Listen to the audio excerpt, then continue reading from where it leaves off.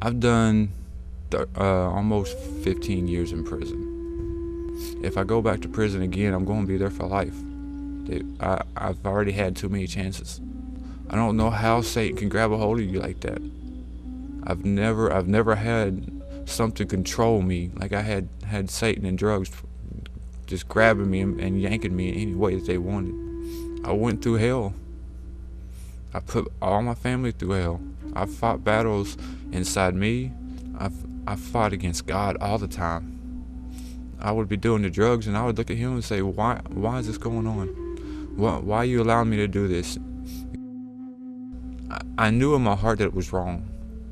And me casting my family away, that hurt. That just, it's like my whole heart just shrunk up. I was a puppet. Anytime I'll go anywhere, Satan would just say, here, go this way. I'm thinking I'm pulling close to the Lord. All I'm doing is falling into his snares. And he hooked me so many times. He would just grab a hold of me and just say, yeah, you're doing good, you're doing right. But here, do this for an enjoyment or to congratulate yourself, to show that you're doing what you're supposed to be doing. And it wasn't. Every time it just led me back into that same path, and it would pull me back away from everybody. And it was mainly pulling me away from the Lord. I've had several times I've had a gun pointed in my direction over drugs. I actually tried to overdose. I would go and I had money in my pocket, and I would just go and get as much drug as I can, and I would just keep taking them. I didn't care about getting high. I just wanted to get rid of myself and the thoughts that I had. And I felt like if I'm gone, nobody's gonna worry about it. I can't hurt them no more. It kept taking control, and I could never shake that, man.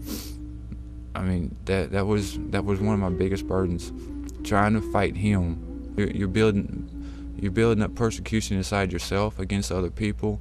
You're causing your own hell. I was with my brother and sister-in-law, and I was staying with them. They were helping me out, keeping me out of trouble. But the first inch they gave me, I messed up. First chance I had money in my pocket. I could have done what was right. I knew what I was supposed to do, but it was just so easy to go back and follow Satan's temptations, and I couldn't pull myself away from it, and I felt bad about it. And it ended up putting me where my family just cast me away. And they said, well, we can't do anything for you no more. They said, you're destroying everybody. And when I saw my niece and my nephew, and they were part of my brother's life, my brother never had nothing like that. And seeing him with them, and the way he loved them, and seeing the way I hurt him,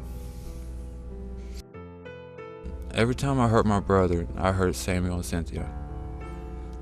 Every time he had to put out money so I could have something to eat, or so I wouldn't be on the street, it took money from them. Just being around him and being able to hear them say Uncle Reggie all the time.